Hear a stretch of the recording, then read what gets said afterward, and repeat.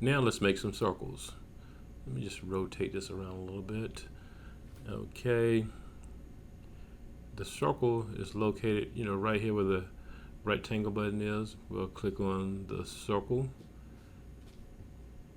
You can decide the size of the circles you want.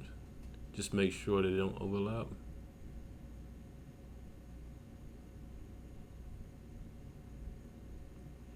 This is your design.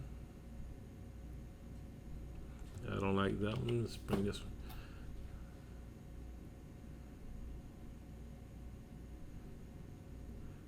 Kind of that line right there from point to point. Okay, so now I will use the push-pull button. Click it, press delete on the keyboard. It's highlighted, delete on the keyboard. Same thing, delete. Once it's highlighted, just press delete, delete, and one more time, delete. So now, when I rotate around, you notice it didn't go all the way through. So we'll highlight it again, push pull. This time it'll go all the way through.